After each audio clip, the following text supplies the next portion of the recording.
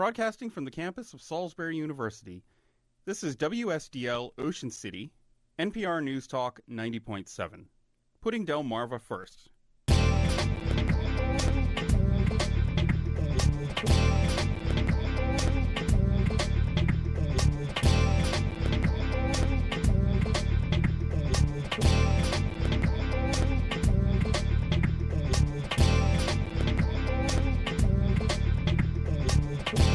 The Soviet Army left Afghanistan in February 1989. The Berlin Wall fell in November of the same year. East and West Germany were reunited a year later, and the Soviet Union ceased to exist in December 1991. The near-constant threat of global nuclear war between the two superpowers that had dominated world politics for 4 decades vanished almost overnight. Victory for the U.S. side in the Cold War seemed complete. The Soviet defeat in Afghanistan was followed so quickly by the collapse of the Soviet state that one former U.S. ambassador observed that the defeat led to the rapid collapse of a 500-year-old system, and the last great European empire came to an end. The Afghan War also marked the beginning of a new era, the era of global jihad. Bruce Riedel, in his recent book, What We Won. Welcome to Delmarva Today, Writer's Edition. I'm your host, Harold Wilson. We're very pleased to welcome Bruce Riedel back to our studio today to discuss his most recent book, What We Won, and the current situation in the Middle East and South Asia. I say welcome back, Bruce, because it was about a year ago that you joined us on the program to discuss your work as a policy analyst and your books, The Search for Al-Qaeda and Deadly Embrace, Pakistan, America, and the Future of the Global Jihad. And because of his direct interest in current affairs, I've also asked Don Rush, Associate Program Director and Senior Producer, News and Public Affairs for Delmarva Public Radio, to join us in our discussion as well. Welcome to Delmarva Today, Bruce, and the Writer's Edition. Thank you for having me back, Al. It's a pleasure to be here. And Don, thank you for joining us today as well. Good to be here. We're also pleased to welcome faculty and students to the studio from the Salisbury University's Political Science Department. We hope to have time for a few questions from them in the second half hour of our program. Bruce Riedel is Senior Fellow and Director of the Brookings Intelligence Project, which is part of Brookings Institution's new Center for 21st Century Security and Intelligence. He also serves as a Senior Fellow in the Sabin Center for Middle East Policy. Bruce has as well been a senior advisor to the last 4 U.S. presidents on South Asia and the Middle East, while working as a senior member of the National Security Council. It's been a year, Bruce, since you were on our program, and in that time you've published, I believe, 2 additional books, Avoiding Armageddon, and now this latest work, What We Won. Tell us about What We Won, your book, and why it's important today for us to understand our country's secret war in Afghanistan from 1979 to 1989, and how that impacts on what we're facing in the Middle East and South Asia today. The war in Afghanistan in the 1980s, looking back at it a quarter of a century later, was a pivotal event. The United States, working with a number of other countries, Saudi Arabia and Pakistan most importantly, but also Great Britain, Communist China, and others, put together a coalition to support the Afghan Mujahideen, freedom fighters, as they were called by many at the time, who, over the course of a decade, were able to defeat the Soviet 40th Red Army that had invaded Afghanistan on Christmas Eve, 1979. We can now see that that defeat was a precipitating event in the downfall of the Warsaw Pact, the Berlin Wall, and even the Union of Soviet Socialist Republics. It wasn't the only reason for all of those things happening, but it was a precipitating event that helped to make them happen. This came at a relatively small cost for the United States. Not a single American was killed in the war in Afghanistan. Not a single American was injured in the war in Afghanistan.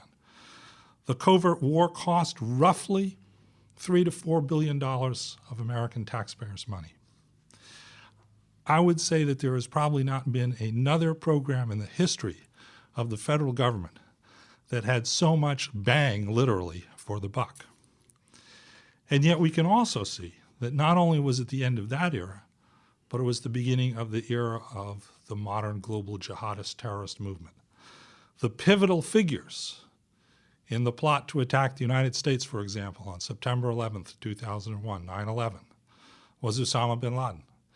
And Osama bin Laden learned his battlefield skills and developed his connections in the war in Afghanistan in the 1980s, where he was a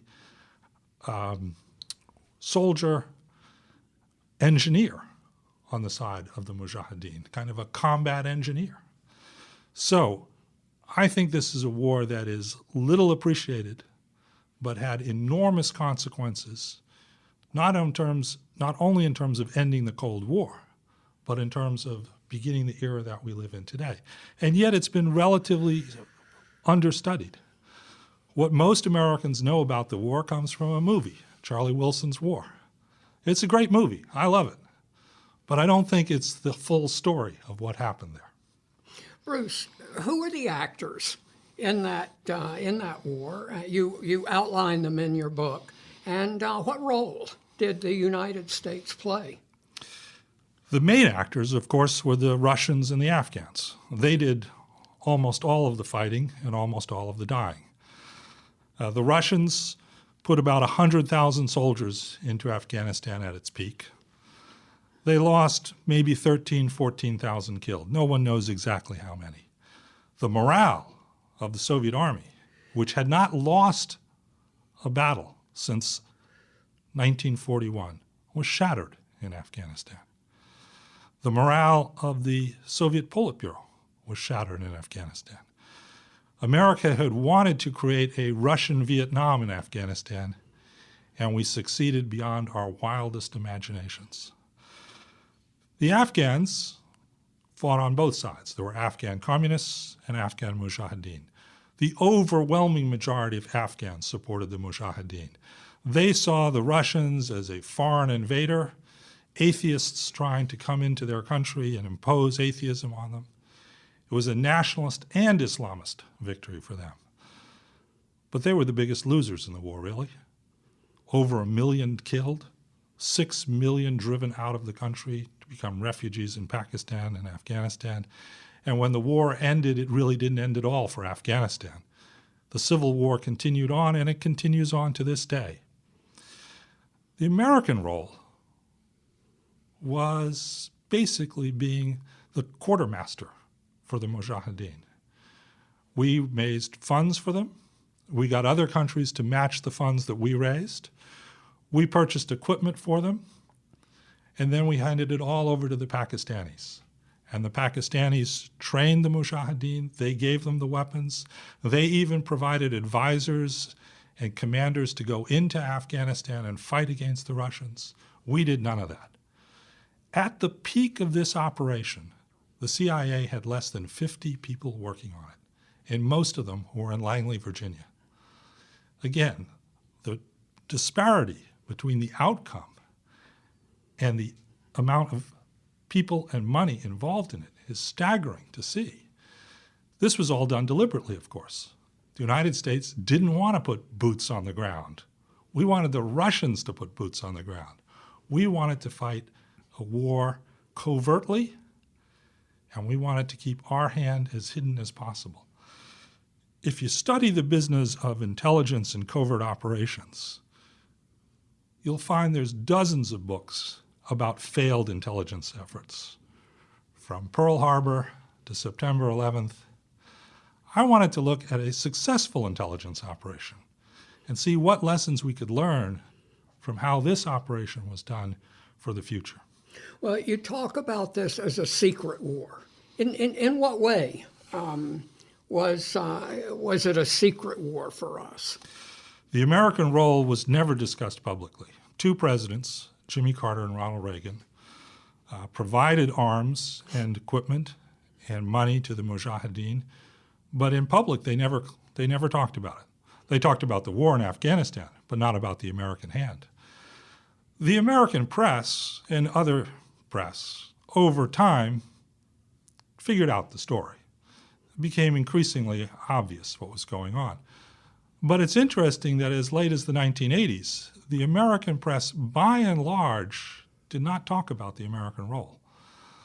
They were willing to give the White House the benefit of the doubt and keep a covert war, that is the American part of the war, out of the public domain and not write about it.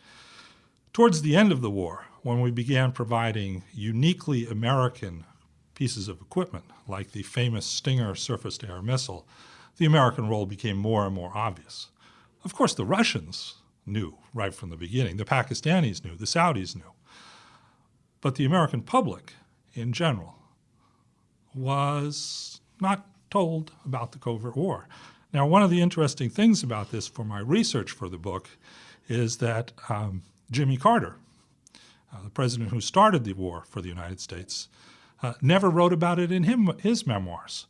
Jimmy Carter wrote his memoirs in the 1980s, several times actually, and never talked about the war because he was a good American. It was a secret war. This was a secret project. Therefore, he didn't discuss it at all.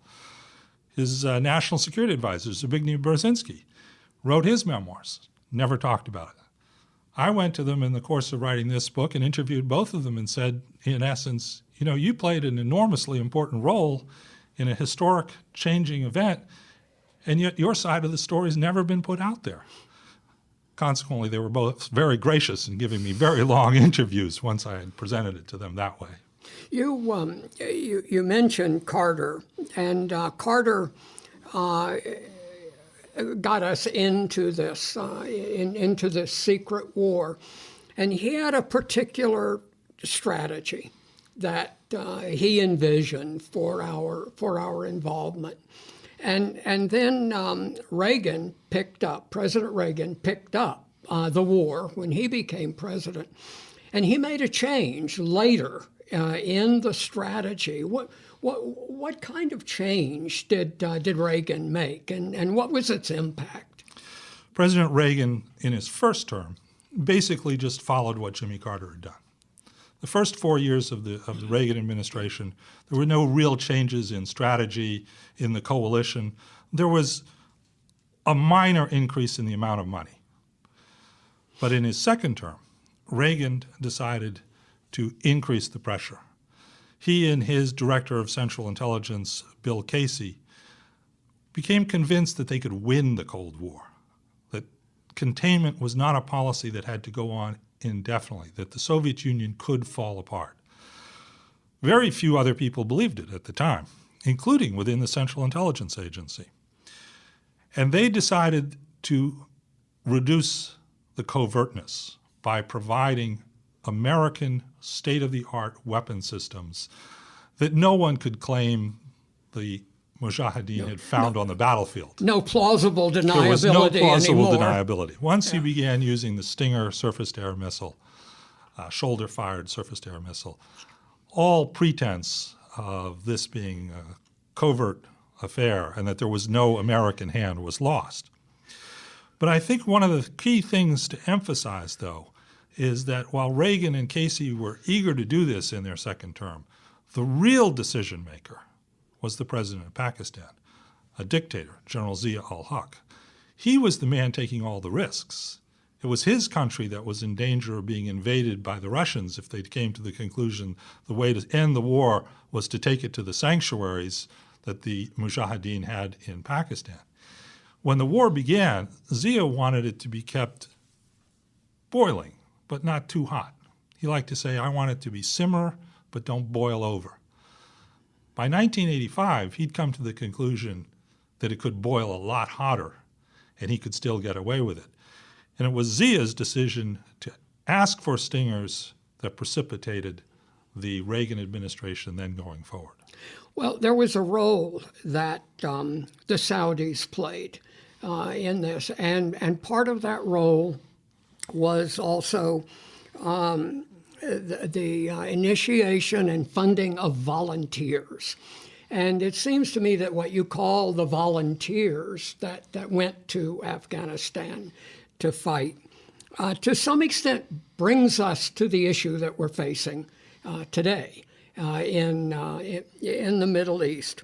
What was the role of the Saudis, and who were these volunteers that came? The Saudis had two roles. Role number one was financier.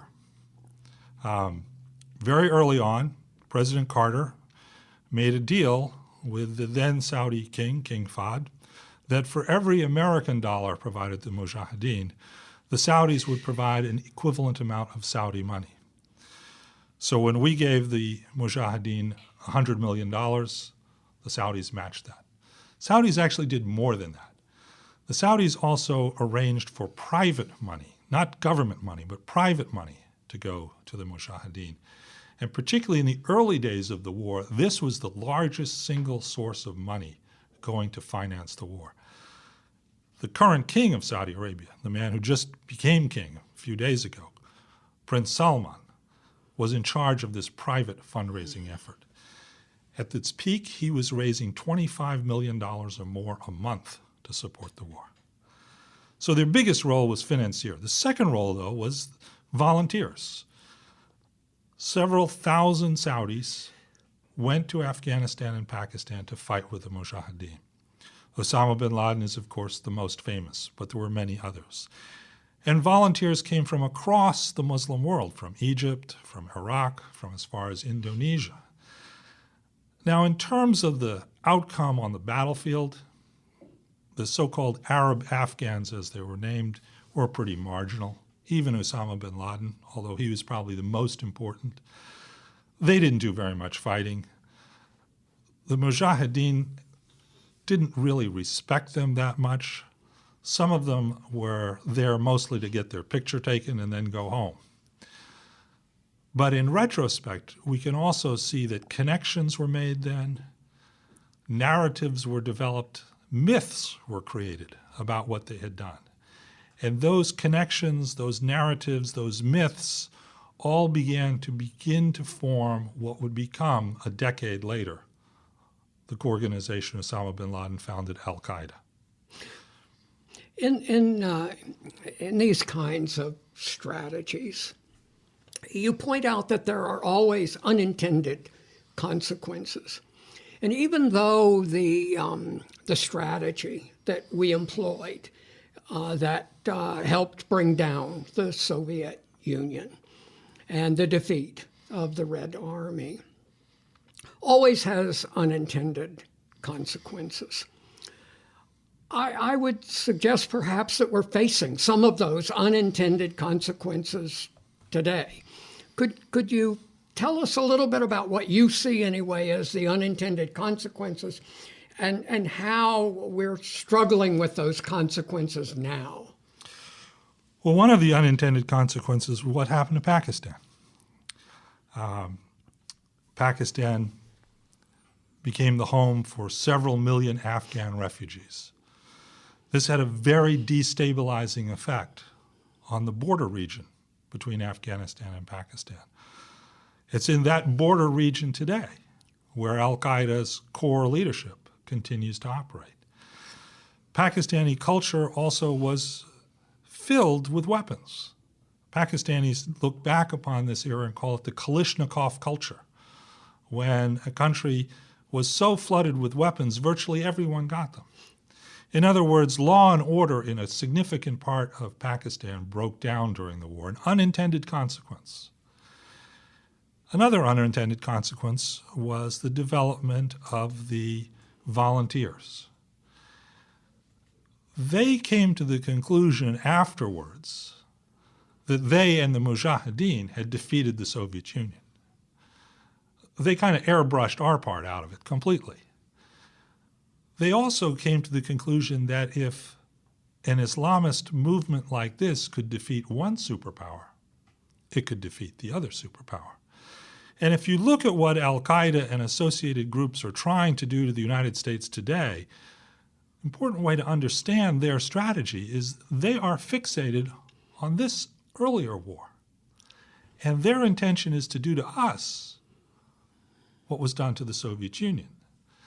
And their plan, therefore, involves dragging the United States into quagmires, like the war in Afghanistan, like the war in Iraq, and to do to the American Army what they did to the Red Army. Bruce, have we taken that bait? I think to a certain extent we did take that bait. Now, in the days immediately after September 11th, I don't think President Bush had any option other than to send American forces into Afghanistan to prevent another 9/11 type attack. But he certainly took the bait when he went into Iraq. There was no al-Qaeda in Iraq. The diversion of American resources from Afghanistan to Iraq turned out in the end to be devastating for both wars.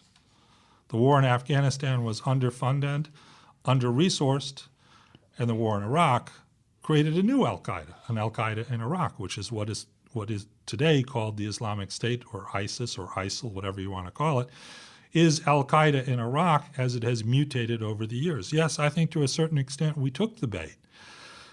That's all much more obvious in retrospect than it was at the time, of course.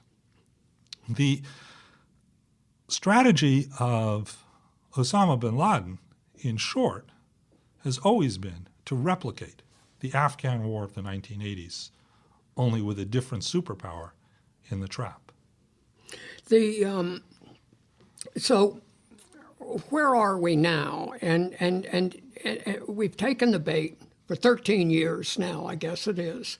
We've been involved over there, and we've had troops on the ground, and then not troops on the ground, and now troops on the ground again to some extent.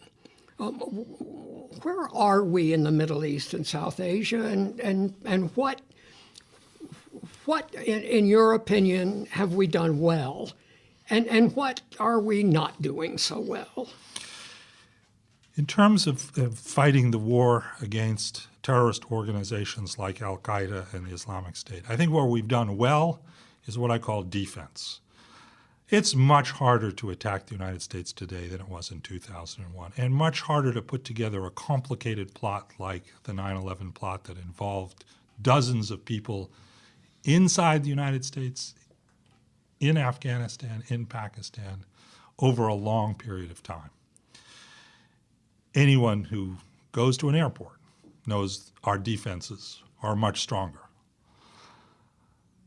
Behind the scenes, our intelligence services and those of our allies around the world are much more closely connected in terms of sharing information, sharing analysis about terrorist organizations and individual specific terrorists. We've also hardened our physical facilities. Prior to 9/11, you could walk into the United States Capitol building, walk around, and walk up to your congressman, give him your few thoughts, or whatever you wanted to give him. Today, you can't do that anymore. Yeah. The United States Naval Academy in Annapolis, you used to be able to drive in anytime you wanted to. You can't do that anymore.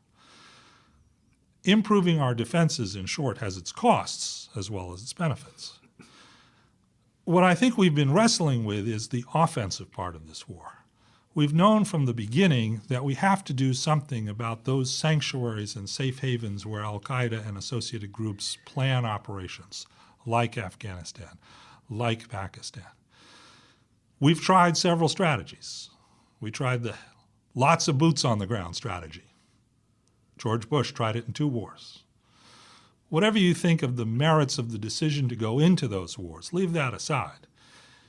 It hasn't worked in terms of eliminating the sanctuaries. In fact, there are more sanctuaries today than there were then. President Obama has tried a lighter footprint, trying to use drones, trying to build up the local capacity of our partners, trying to get our allies to do more. The role model for this lighter strategy was Yemen. It's not working either. We haven't yet come up with an effective way of preventing the development of sanctuaries and safe havens. Now, part of that is not under our control. The last 3 years, since the so-called Arab Spring, has seen an enormous change in much of the Muslim world, and particularly the Arab world. One of my colleagues at Brookings calls it the Great Unraveling. We have seen the old order of Arab police states fall apart. And in its place, we've either gotten new police states with new dictators, or in many places, no state at all. Failed and collapsed states in Libya, in Syria, in Iraq, and in Yemen. And it's in those places where al-Qaeda is thriving today. So the answer to the problem is, how are we going to deal with an Arab world and a Muslim world beyond it with so many failed and failing states? We can't put all those Humpty Dumptys back together again, even if we wanted to send 1 million American men and women overseas to fight in them and spend our national treasury on them. We are, to a certain degree, to a very large degree, now in a situation where we don't control the dynamics of the situation anymore. We are going to try to we're going to have to manage them. We're going to have to try to minimize the threat. But the notion that there's a silver bullet out there that we haven't tried, I think, is just fallacious. Of course, as Americans, we love silver bullets, and we think that it seems to me that we believe there's always a silver bullet somewhere. Don, jump in here. I want to follow up on the question, the answer that you gave, because it seems to me that one of the things that's happened, and you sort of alluded to it, is that part of the problem is the really sort of the disappearance of the last remnants of what might be called Arab nationalism, or pan-Arabism, and that in its place, in these societies themselves, they see themselves as being Islamic. For instance, the Muslim Brotherhood in Egypt has been building a whole society and influencing its society even before the Arab Spring. Given that kind of ingrained fundamentalist Islamic view of society, which some suggest, for instance, can produce illiberal democracies. That is to say that the Brotherhood, for instance, in Egypt, would certainly want to win elections, but it's for the idea of basically creating an Islamic society. How do you then deal with that, which is much more amorphous than just simply utilizing military strategy or even propaganda, for instance, efforts? People have said, well, we need more propaganda, we need a better message, or we need moderates to denounce. But it seems to me that a lot of this is very, very ingrained in the societies themselves, and therefore is intractable. I think you get to a very crucial point, which is the Islamic world is going through a tumultuous period of adjustment. The nationalist period, the post-World War I era, has largely come to an end. The state system that was created by the British and French a century ago, at the end of World War I, which never made a whole lot of sense, has collapsed in many ways. The border between Iraq and Syria, drawn by the French and British, no longer exists today. Islamic State has eliminated it, and they're very proud of the fact that they've eliminated it. And yes, there's an Islamic revival. This goes back to the same period, late 1970s. The Iranian Revolution, the Mujahideen movements were all part of an Islamic revival that was going on. Now, let's be clear. The vast majority of Muslims reject the kind of terrorist violence that al-Qaeda and the Islamic State promotes. The vast majority of Muslims do not see Osama bin Laden as a hero figure. Maybe some did in the immediate aftermath of 9/11, but I think those days are long since gone. But this enormous process of change that's going on in the Islamic world, search for identity, I think is the best way to think about it, creates a backdrop. We've had similar periods in the history of Western civilization. Several authors, several commentators have made the argument, which I think is a good one, that the most apt analogy to what's going on in the Islamic world today is probably the 30 Years' War in Europe in the 1600s, a war in which a quarter or a third of the population of Germany was eliminated in 30 years, in which there were alliances and Catholic powers aligned with Protestant powers and then changed sides and back and forth. All the great powers got involved. My concern, though, is this won't be a 30 Years' War. This is more likely to be a 100 Years' War or a 200 Years' War, because the issues are very complex, and because so far we haven't seen in the Islamic world a liberal democracy really emerge that is an exemplar for others to point to. Turkey, many people hoped a few years ago would be that. It doesn't look like it's working out. Certainly, our allies, the Saudis, don't fit into that standpoint. They're the last absolute monarchy in the world. The Arab Spring offered the hope that such a liberal democracy might emerge, and Egypt appeared to be the most likely candidate. Would have been enormously influential had it succeeded, but instead we had a coup in 2013, and basically we're back to the past in Egypt. Al-Qaeda is a beneficiary of that too, because Al-Qaeda's argument is the only solution to the problems the Islamic world face is violence, is terror, and jihad. In 2011 and 2012, people could say, no, that's not true. Look, we had a largely peaceful revolution in Egypt. We've had a democracy, we've had elections. Al-Qaeda says, we told you it wouldn't work, that there would be a coup. Now, I'm not asking you to buy into Al-Qaeda's argument, but I think you can see they have a powerful propaganda point. It seems to me that there are a number of corners here, because on the one hand, you have the rise of this fundamentalist ideology. But it's sort of like you've got, on one corner, you've got the conflict with the West. In another corner, you've got this conflict between Shia on the one hand and Sunni on the other. And as a matter of fact, in Yemen, you can see almost these events unfold, because at least the president who's now stepped down, he was allied with the United States, who was in conflict with the Shia movement, which is also in conflict with Al-Qaeda, which is Sunni. And we now, of course, see ISIS coming in as well. So it seems like this thing is very multifaceted. Absolutely. The sectarian dimension that you alluded to between Sunni and Shia adds a whole level of complexity. The dispute between Sunni and Shia is really an argument over who should have been the successor to the Prophet Muhammad in the 7th century. It's not a big theological argument over how many angels you can put on the head of a pin. Put another way, it's an argument that cannot be resolved, because you can't go back and change what happened.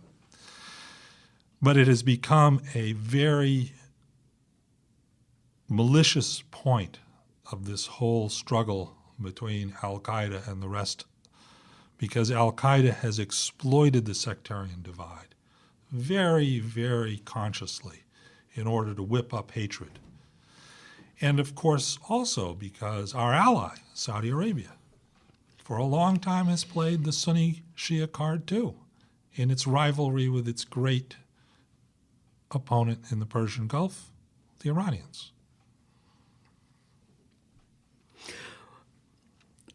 Bruce,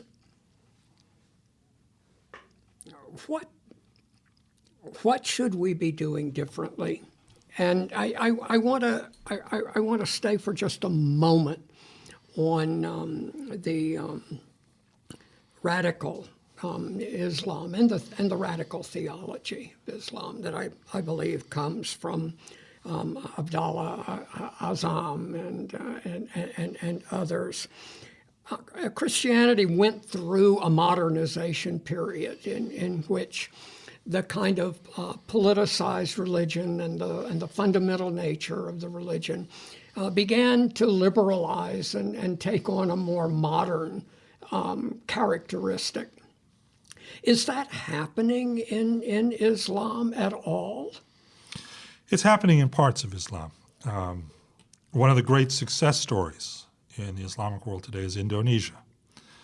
Indonesia is actually the largest Muslim country in the world. It has held democratic elections. It's had stable, peaceful transitions of power from one elected leader to another. It has a much larger role for women in its society. And Indonesia has successfully defeated its local version of al-Qaeda, at least for now. Because if you remember, a decade ago, Indonesia was the scene of some of the worst terrorist violence in the era right after 9/11, the Bali bombings, the nightclub bombings, attacks on hotels. Indonesia provides an example of how an Islamic country seems to be able to make this transition. There are others. Morocco, a monarchy, but a monarchy in which there is a democratically elected parliament. So there are places where it happens, but I would argue the reason it happens in those places have very little to do with America and almost everything to do with Indonesians and Moroccans. What we could do better, I think, is articulate our support for democratic processes in these countries. I think, for example, we made a big mistake in 2013 when the coup took place in Egypt in not immediately saying, this is a coup. I'm not saying that the Muslim Brotherhood government was a great government, but it was a democratically elected government. And even bad governments, democratically elected, should be thrown out at the ballot box the next time, not by tanks in the street. I think we missed a big opportunity there to make clear where we stand on these issues. Now, don't get me wrong. I know this is hard. Saudi Arabia is our most important ally in the Arab world. And President Obama is going there not to talk about human rights. He's got a lot of other things on his agenda, at the top of which, of course, is cheap oil prices, which I think is what most Americans want him to talk about in Saudi Arabia. These issues are hard. There are very big trade-offs that have to be made. In the end, the critical decisions about the future of Islam are going to be made by Muslims. I just think we ought to better align ourselves with those Muslims who want to support democratic change, who want to try to change their societies in a nonviolent way. We're very pleased today to have an audience for our interview with Bruce, and I'd like to turn now to one of the members of our audience for a question. Give us your name and your question, please. My name is Jonathan Kornstrom. Again, I'm a senior here at Salisbury, a political science major. I wanted to ask you, in regards to, you described Obama's light footprint strategy, do you believe that our actions, like you said, against the coup in Egypt, in addition to other countries, say as how we're funding moderate rebels in places like Syria, do you think that reflects a evolution in U.S. foreign policy, or sort of a reflection back to the past, like you had mentioned before, of how we silently funded, the Mujahideen against the Soviets? Are we returning to our old policies, or are we trying to completely leave the arena of being in direct combat and sticking mostly to financial backing? I think we're searching for the answer. I think President Obama came to office elected on the promise that he would get us out of the Iraq War and that he would fight the Afghan war in a smarter way. Not surprisingly, 6 years into his presidency, he hasn't been able to fulfill all of his campaign promises. I think he's on to the right thing in one sense. 150,000 soldiers in Iraq was not the answer to the Iraq problem. We may have dealt serious blows to al-Qaeda in Iraq with those 150,000 men, but it's obvious now in 2015 we did not destroy al-Qaeda in Iraq. It simply mutated into the Islamic State. So that option, I think we can fairly safely say, tried, and we're not happy with the outcome. The approach that he has envisioned, the lighter footprint, isn't working all that well either. I wouldn't throw out the baby with the bathwater yet. I think we're better to continue to fiddle with the lighter footprint option than to go back to the 150,000 boots on the ground option. But I think it still needs a lot more tinkering. But I guess my biggest point about all this is that a lot of this is out of our hands. Let's look at Yemen, for example. Yemen's never really had a strong central government. It's the poorest country in the Arab world. It's literally running out of water. Sana'a will be the first capital city in the world that does not have enough water to provide it to its inhabitants 24 hours a day. There's not an American solution to this. We can't find water for Yemen. We can't create unity in a country that has never known much unity. We can help. We also know we can do a lot of harm. First rule here is let's not do any more harm. We've done a lot of harm to ourselves over the last decade. As I alluded to earlier, I think the war in Iraq was a major self-inflicted wound on the United States. I think we're going to be in this for a long, long time to come. But I also think we ought to keep perspective on it. The president has wisely said that this kind of terrorism is not an existential threat to the United States of America. Let's draw a contrast between 1979 and 2015. 1979, our enemy in the world was the Soviet Union. It had somewhere like 300 divisions in its army. It had intercontinental ballistic missiles focused on every American city. We lurched from one crisis to another, like the Cuban Missile Crisis, the 1973 war.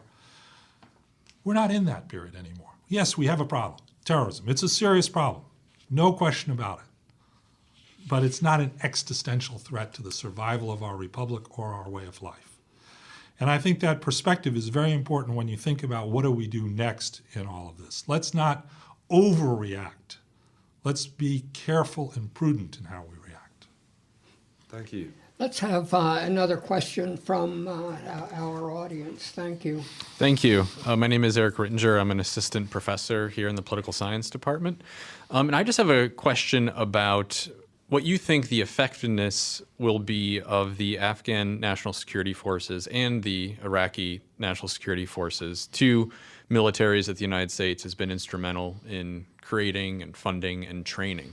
The battlefield effectiveness against ISIS was not particularly spectacular, and there's still questions about desertions and battlefield effectiveness in the Afghan National Security Forces. So I was just wondering if you could evaluate those militaries as kind of extensions of kind of what we began. Right. Well, the Iraqi case, as you alluded, we have the answer. After billions of dollars, the Iraqi security forces collapsed in the face of ISIS. I think a large part of that reason was political, not military, and it gets to the core of the Iraqi state. Iraq is an invention of Winston Churchill, drawn in a conference in Egypt in 1922. He put together Sunni, Shias, Arabs, and Kurds in an oddly shaped country that had never existed before. And to a large extent, I think that's why that Iraqi military experiment didn't work. And I'm pretty pessimistic that we're going to somehow, second time around, find a magic silver bullet solution that puts the Iraqi situation together. The Afghan situation is a little bit different. Afghanistan is a state that goes back to the 18th century. The modern Afghan state can trace its history longer than the United States of America can. There are divisions within Afghanistan between Pashtun and Tajik and others, but they're not as deep as the divisions between Sunni and Shia in Iraq. So I'm a little more optimistic in Afghanistan that the Afghan National Security Forces, with some continued American help, especially financing, can hold off the Taliban once all the American combat troops are gone. But it's a gamble. Nobody should have any illusion. This is a gamble. I had a part in helping to devise our strategy in Afghanistan back in 2009, and I said at the time, this is the best way out. It's in many ways the only way out, building up the Afghan army. But it's a gamble. At best, it has a 50-50 chance of success. Thank you. How do you assess the Afghan government? Because some have suggested recently that with Karzai, things really didn't work very well. There was apparently, when Obama came into office in 2009, one of the assessments was we were losing the Afghan war. Now, there was apparently some shifting around in terms of personnel on the Afghan level, which then allowed us to at least make gains. But how temporary are those gains? And is it likely that the current folks that are now in power, now that Karzai is out, will just allow themselves to slide back into that syndrome? The new president of Afghanistan, Ashraf Ghani, somebody I know very well, he's a technocrat. He should also mention he's a Brookings Scholar, or at least he was a Brookings Scholar. He's the first Brookings Scholar ever to become president of a country. Afghanistan may not have been the optimal place for Brookings to break into the presidents of a country club. I think he is much more pragmatic than President Karzai was, much more interested in a hands-on government and what can work rather than in the trappings of power. But there's a lesson in the Karzai experience. We picked Hamid Karzai. He was our guy. And then we systematically undermined him.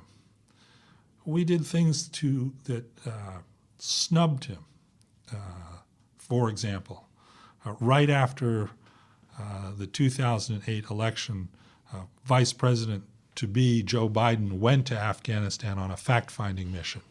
And he got into an argument with Karzai at dinner and walked out of the dinner.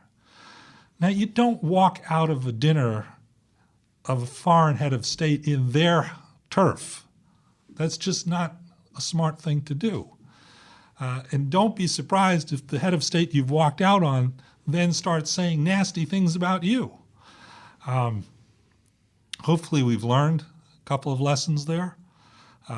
If we're going to pick foreign leaders, don't have buyer's regret later on, or if you do, keep it to yourself. Again, Afghanistan is a gamble, and Ashraf Ghani is a better gamble than Hamid Karzai, but there's every chance that come 2016 or 2017, when American forces are all but gone, that this will unravel just like Iraq unraveled. Bruce, there have been some marginal discussions of partitioning Iraq. Sunni area, Shia area, Kurdish area. Has ISIL basically precluded with their taking over so much territory in Iraq? Have they basically precluded that kind of solution, or is that any kind of solution at all anyway? ISIS, or ISIL, now controls most of the Sunni Arab parts of Iraq. One of the reasons why they've stopped growing is, of course, the coalition airstrikes. A more fundamental reason is they took all of the Sunni Arab territory. They're not going to expand. They were never really likely to take Baghdad because Baghdad is a predominantly Shia city. In a sense, they have partitioned the country. Of course, we can't live with the partition of Iraq, which leaves a terrorist organization which is determined to attack American interests, not just in Iraq, but in the region and someday perhaps in the United States as well, in control. But perhaps redrawing the borders of the Middle East and other places has merit. The international system that we built after World War II, though, is got a knee-jerk allergy to altering borders. Good example, Sudan. Again, the British put together northern, Muslim, Arab, primarily white Sudan with the southern Sudan. Black, non-Islamic, non-Arab. It made sense if you were the British Empire and you wanted to control the world and to have a railroad from Cairo to Cape Town. Did it ever really make any sense for the Sudanese? After almost 3 decades of civil war, horrific violence, Secretary of State Colin Powell proceeded over a diplomatic solution that created a South Sudan. But it was, fighting the whole basis of the international system, which argues that the borders that were created in 1945 when the UN was created are sacrosanct and cannot be changed except if everybody agrees that they can be changed. I think it makes sense in a lot of places to think about different kinds of borders, but the international system will have to be much more flexible in reacting to that kind of thing. How sustainable is an entity like ISIS? It almost seems as if it's a relatively new kind of animal politically, because it's not something that grew up organically, but rather it's something that reached in and opposed itself, even though it goes through the contours of the Sunni area. But how sustainable is that, or do you think that they will burn out, or whether we're looking at a semi-permanent fixture here? I don't think it's sustainable in the long run for a variety of reasons, the most important of which is the very manner in which it operates. Right. Beheading people, slaughtering people, inevitably has a blowback. When the Taliban ran Afghanistan in the late 1990s, we can now see in retrospect a blowback was developing.